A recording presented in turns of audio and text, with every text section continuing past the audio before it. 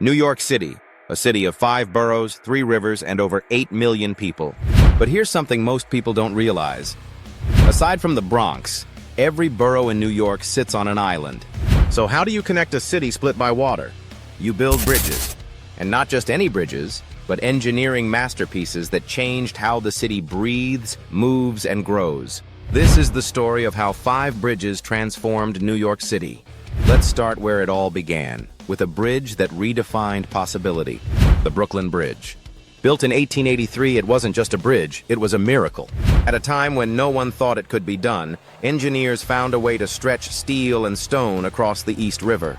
It was the first bridge to connect Manhattan and Brooklyn, 2 separate cities back then. Before it, ferries were the only option. After it, an entirely new era began. Its towers, 278 feet tall, once stood as the tallest structures in New York. And the span between them? Nearly 1,600 feet of suspension engineering genius. But the story isn't just about steel, it's about sacrifice. John Roebling designed the bridge but died before it was built. His son Washington took over, only to be paralyzed by decompression sickness. Then came Emily Roebling, his wife. She learned engineering from scratch and personally oversaw the bridge's completion. When it finally opened, Emily was the first to cross, holding a rooster as a symbol of victory. That's not just engineering. That's legacy. Next, we head upriver to one of the most beautiful and underappreciated structures in the city, the Hell Gate Bridge.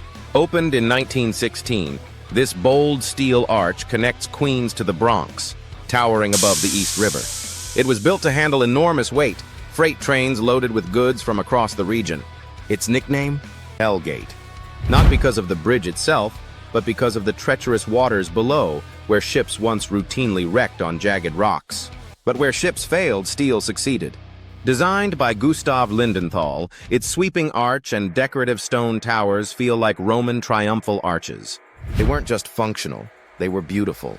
A reminder that even infrastructure can inspire awe.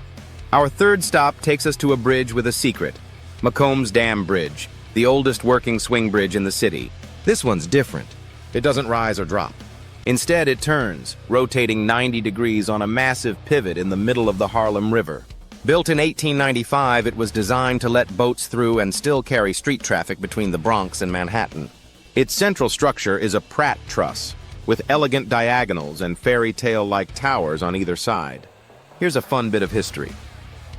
It's named after Alexander Macomb, who once ran a ferry at this very spot. His son later built a dam that became so frustrating for boaters that people literally tore it down. And the courts sided with the rioters. Only in New York. Now let's go back even further, to the oldest surviving bridge in the city, the High Bridge. Built in 1848, it was never meant for cars or trains. It was built to carry fresh water. Before modern plumbing, New York struggled with disease from contaminated wells and water barrels. The High Bridge changed that, delivering clean water from the Croton Reservoir 40 miles north. It crossed the Harlem River on graceful stone arches, resembling a Roman aqueduct. People once picnicked on either side of the bridge, making it one of the city's earliest public landmarks.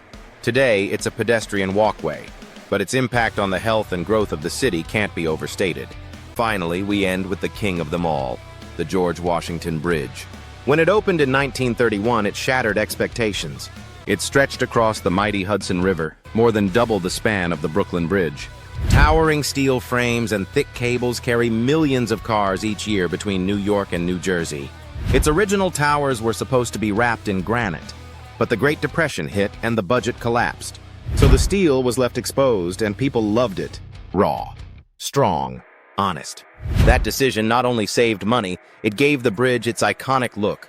Today, the George Washington Bridge is the busiest bridge in the world, with over 100 million crossings each year. It pulls in over $1 million a day in tolls, enough to pay for itself every few weeks.